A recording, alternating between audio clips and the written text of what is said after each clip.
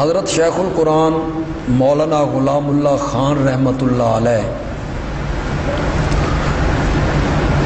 اس مسئلے کو بیان کرنے کے چیمپئن تھے۔ ان کی کوئی تقریر مسئلہ الہ سے باہر نہیں ہوتی تھی۔ الہ کا معنی لوگوں کو سمجھاتے، اسی سے وہ اپنی تقریر کو شروع فرماتے تھے۔ ہمارے بندیال میں جو ہمارا آبائی قصبہ ہے،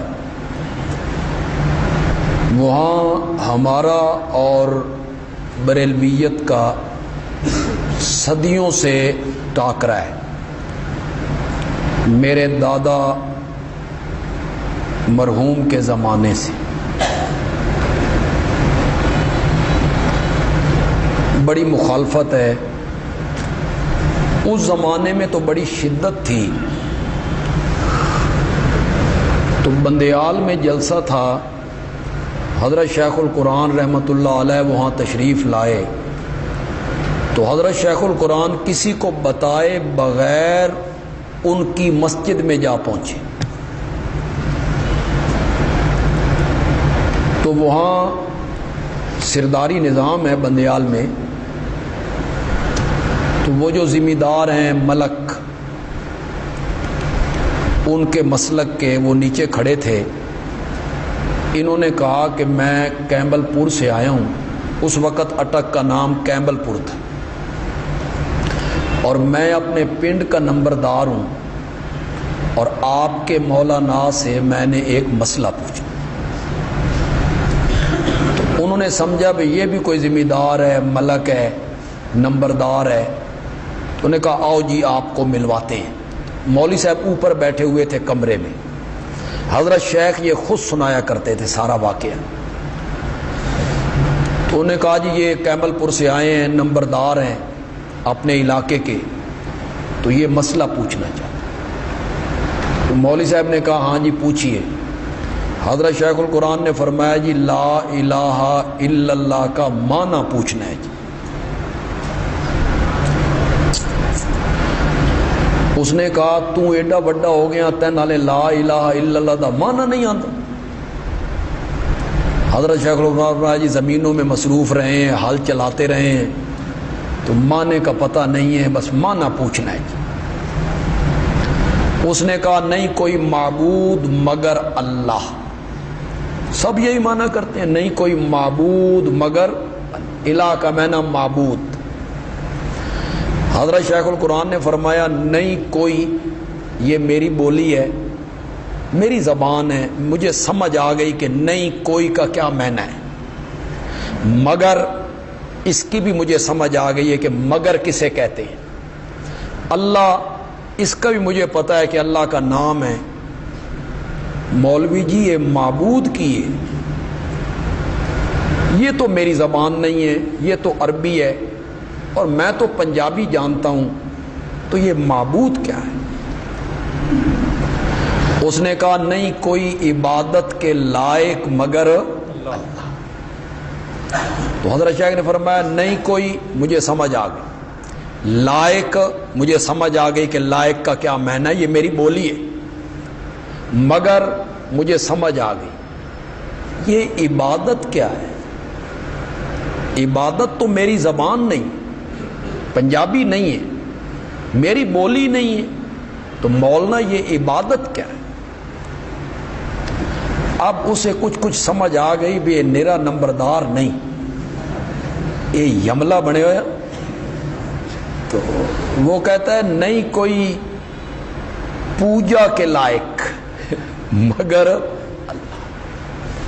شیخ نے فرمایا نہیں کوئی مگر لائق، مجھے سمجھ آ گئی یہ پوجا کیا ہے، یہ تو ہندی ہے، اور مجھے کوئی ہندی نہیں آتی کہ پوجا کسے کہتے۔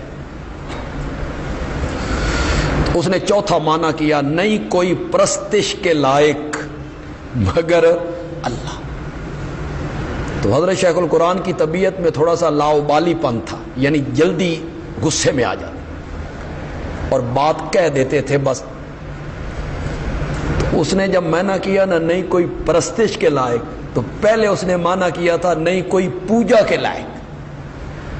تو جب پرستش کا معنی کیا تو حضرت شیخ القرآن نے فرمایا ایڈی ساری پوجا او من سمجھ نہیں آئی، تو ایڈا سارا پرستش کڈ مارے. تو یہ پرستش تو میری بولی نہیں، میری زبان نہیں. مجھے تو میری بولی اور میری زبان میں سمجھائیں کہ الہ کون ہوتا ہے. تو وہ کہتا ہے الہ کون سا سیگا ہے. تو میں نے کہا سیگا کس نال کھادا جاندہ، مجھے کیا پتا ہے سیگا کیا ہوتا ہے، میں حال چلانے والا آدمی ہوں، تو مجھ سے سیگے پوچھنے لگ گئے. تو وہ کہتا ہے تو مولوی غلام خان تھے نہیں. اس کو پتا تھا کہ آج ان کے جلسہ ہے، تقریر ہے. میں نے کہا اسے تو چھوڑ کے میں کون ہوں، مجھے لا الہ الا اللہ کا معنی بتا. اس نے طالب علموں کو اشارہ کیا بے ضرب یضرب ضربا. تو میں نے کہا مولوی صاحب بات سنو، اگر مار کے سمجھانا ہے پھر مجھے سمجھ آ، اور اگر ویسے سمجھانا ہے تو مجھے کوئی سمجھ نہیں. ادھر پتہ چلا بے حضرت شیخ کہاں گئے، تو کسی نے بتایا وہ تو ادھر جا رہے تھے اکیلے. تو والد صاحب نے اپنے جو ہمارے چودھری تھے ملکال ان کو بھیجا، وہ بڑی مشکل سے حضرت شیخ کو وہاں سے نکال کے لائے. تو والد صاحب اور حضرت شیخ القرآن بہت بے تکلف تھے آپس میں، یعنی بڑی کھلی گفتگو کرنی اور بڑی بے تکلفانہ گفتگو کرنی. تو والد صاحب جب ناراض ہوئے کہ آپ کیوں گئے تھے، اگر آپ کو نقصان پہنچ جاتا اس کا ذمہ دار کون ہوتا، آپ کیوں گئے. تو والد صاحب نے کہا جانے کا کوئی فائدہ ہوا. تو حضرت شیخ نے فرمایا مولانا دو ملکاں دے پیراں تلوں میں زمین کڈ آیا ہی. تو میں نکل رہا تھا نا، تو وہ دو ملک مولوی صاحب کو کہہ رہے تھے کچھ شک تے سانوی پہ گیا بے لا الہ الا اللہ کا معنی کیا ہے. تو چونکہ ہم الہ کا معنی نہیں سمجھتے اور لوگ الہ کا معنی بتاتے نہیں، اچھے خاصے علماء کو اس کا معنی وہ پتہ ہی نہیں ہے الہ کا معنی کیا ہے، تو ہم سمجھائیں گے آپ کو الہ کون ہوتا ہے.